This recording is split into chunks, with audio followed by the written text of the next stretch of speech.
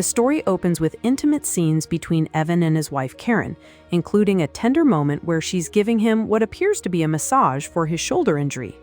Their conversation reveals their physical affection and Karen's thick, long hair that Evan adores. The scene transitions to their Father's Day celebration with their 2 children, Jake and Lisa, who present Evan with gifts and a chocolate cake with sprinkles.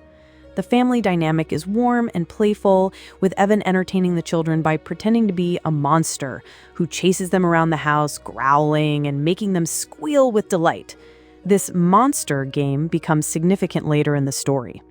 The children speak both English and Spanish, reflecting Karen's Barcelona heritage, and their dog, Monkey, is an important part of the family.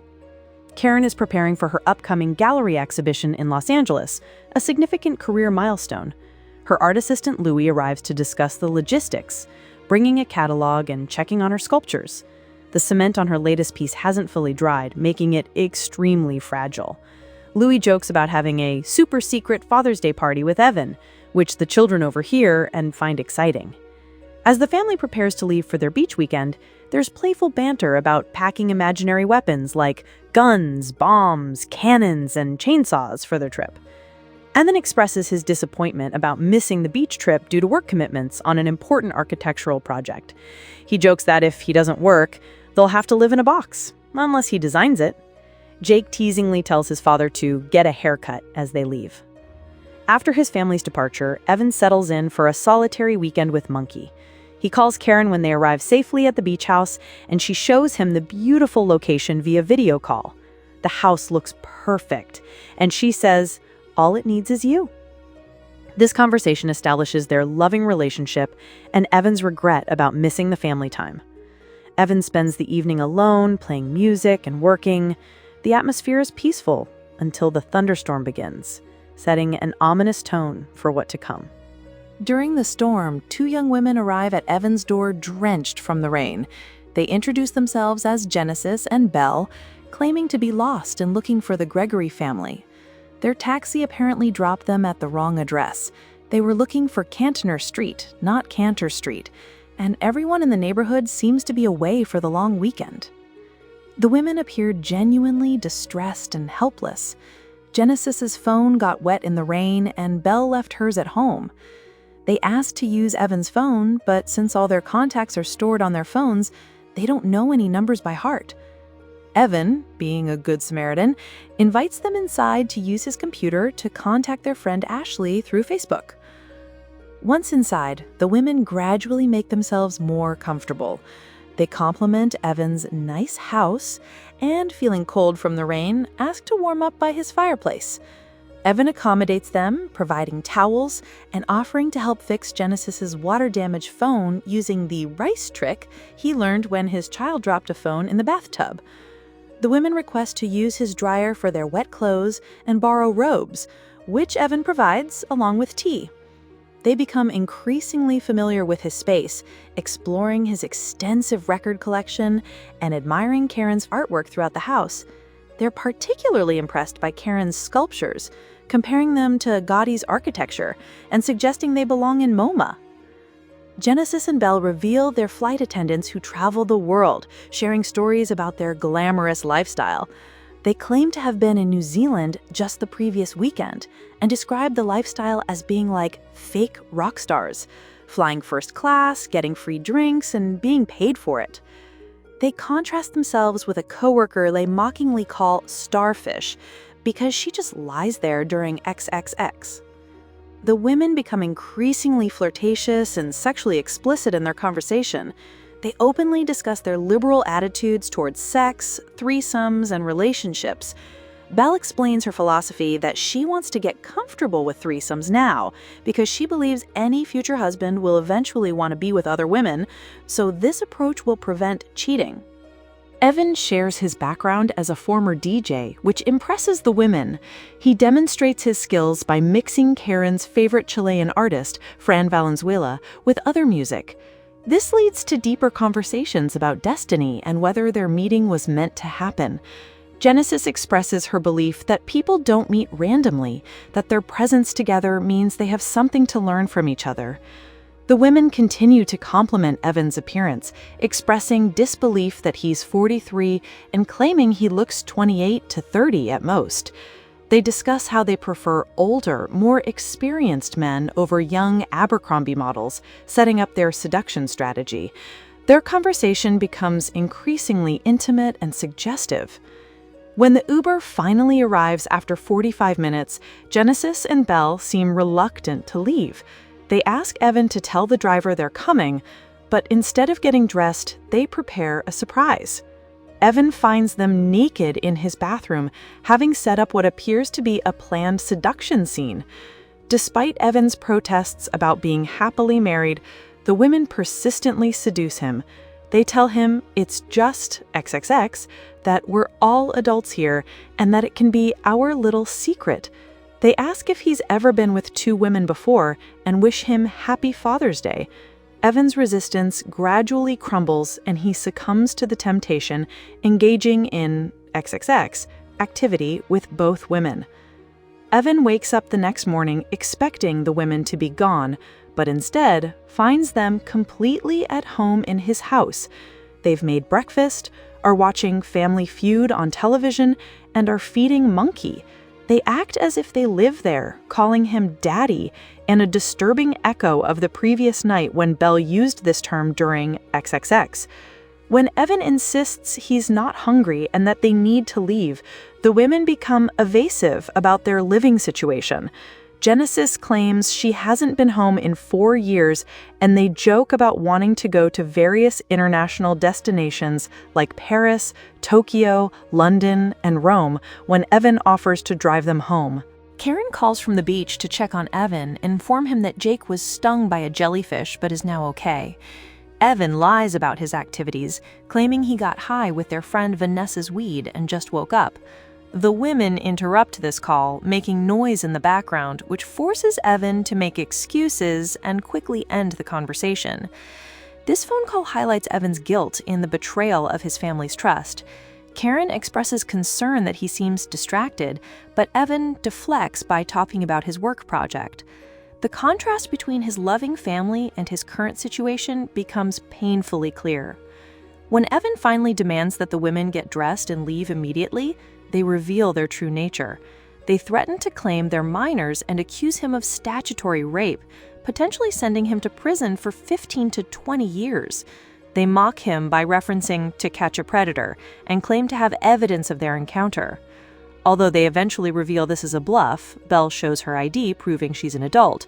They make it clear they have power over Evan and intend to use it. They're not interested in money, calling him a whore when he offers to pay them. Their motivations appear to be psychological rather than financial. Evan's massage therapist, Vivian, arrives for a scheduled appointment to help with his shoulder injury. The women deliberately expose their presence, with Genesis appearing partially clothed and making suggestive comments. This humiliates Evan in front of Vivian, who becomes upset and leaves, clearly believing Evan is cheating on Karen. Vivian's reaction shows how the women are systematically destroying Evan's relationships and reputation. She mentions looking forward to Karen's art exhibition and expresses her disappointment in Evan's apparent infidelity. Desperate to get the women out of his house, Evan drives them to what appears to be their residence. During the car ride, they continue to torment him, asking if he wants to meet Genesis's mother and sending their love to Karen and the kids. The ride is tense and uncomfortable, with Evan just wanting to be rid of them. However, this proves to be only temporary relief. The women's departure seems too easy, and indeed, it's revealed to be part of their larger plan. Evan returns home to discover that the women have broken back into his house. One of Karen's valuable sculptures has been damaged, and Genesis is waiting inside. They've prepared restraints and have clearly planned this next phase of their torture. During the torture, Belle puts on Lisa's clothing and engages in a deeply disturbing role-play scenario. She speaks as if Evan were her father, describing traumatic memories from past abuse. She claims to have loved him since her mother brought him home and describes how they did things together that he never did with Mommy. This sequence reveals Belle's severe psychological trauma and suggests that her participation in these torture scenarios stems from her own history of abuse. She becomes increasingly unhinged, slapping herself and crying while acting out this fantasy of confronting her abuser. The women continue their mock game show, asking what the proper punishment for a pedophile should be: prison rape, castration, or death. They build suspense with sound effects and countdown timers, creating a theatrical atmosphere of impending doom. When the doorbell rings, they take a commercial break. When Louis returns to collect Karen's artwork for the gallery exhibition, he discovers the break-in and finds Evan tied up. Louis, who is from Oakland and recognizes the women as dangerous, ghetto-ass hoes, tries to help Evan and threatens to call the police. He realizes that Evan doesn't have any nieces and that the women are lying about their identities. During the confrontation, the women engage Louis in what they call monkey in the middle, later corrected to man in the middle to avoid racial implications, tossing his phone back and forth. In the struggle, Louis is struck by one of Karen's sculptures and suffers fatal head trauma. The women show no remorse, claiming it was an accident and that he tripped. With Louis dead, Genesis and Belle escalate their psychological torture. They create an elaborate mock game show called Who Wants to Be a Pedophile?, complete with theatrical presentations and audience sound effects. They subject Evan to extreme volume torture using his own sound equipment, threatening to make him permanently deaf. The game show format allows them to humiliate Evan systematically while maintaining a veneer of entertainment. They ask questions about how far XXX offenders must stay from schools and how many family men have survived their game. Answer: none. After discovering Evan's hidden gun, Genesis forces him into a deadly game of hide and seek. She gives him 30 seconds to hide anywhere inside the house, threatening to shoot him if he tries to leave the property. This creates a false sense of hope. Perhaps he can escape or find help. Evan attempts to hide, but eventually tries to escape to a neighbor's house for help. However, the women recapture him quickly, proving that they've planned for this contingency. His attempt to get help from neighbors fails, and he's brought back to face what appears to be his execution. Genesis and Belle dig what appears to be Evan's grave in his backyard, forcing him to watch his own burial preparations. They continue their psychological torture by having him call Karen, supposedly to confess his infidelity. However, when Evan tries to call for help instead of following their script, they end the call quickly. The women then appear to execute Evan, building suspense with a countdown before pulling the trigger. However, this proves to be another psychological manipulation. The gun isn't loaded. They reveal that they never intended to actually kill him, claiming they're not animals and that it was just a game. Genesis and Belle reveal that Evan is not their first victim. This entire scenario, the seduction, torture, and psychological destruction, is a pattern they repeat with different men. They specifically target married men and claim that regardless of who their victims are or how much they profess to love their families, they never say no to the initial seduction. This revelation shows that the women are serial psychological predators who have refined their methods through multiple victims. Evan was never special or unique. He was simply their latest target in an ongoing pattern. Before leaving, Genesis and Belle deliver their ultimate punishment.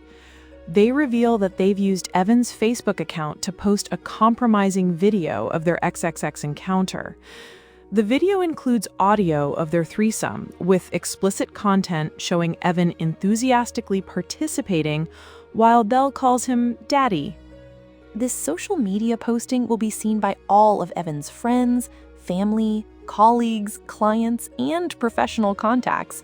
It will effectively destroy his marriage, his relationship with his children, his career as an architect, and his standing in the community.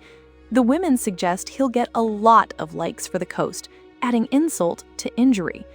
As they prepare to leave, the women mock various aspects of Evan's life and personality. They imitate his voice, saying things like, "I love the sound of vinyl," and "I am Evan," showing how they've been studying and ridiculing him throughout their encounter. Genesis mentions that she's turning 22 next week, and Belle says Evan made her feel 15 again, adding disturbing implications to their age-related manipulations. They also reveal how they gained access to his social media accounts and personal information, showing the extent of their preparation and invasion of his privacy. The story concludes with Karen and the children returning from their beach trip. As they approach the house, the audio from the posted Facebook video is still playing, with explicit XXX content echoing through the home. The children can hear the sounds, but don't understand their significance. Jake and Lisa comment innocently that they want to see Monkey and that Daddy had a party, not comprehending the devastating reality of what has occurred. The juxtaposition of their innocent excitement to return home with the explicit audio playing creates a heartbreaking conclusion.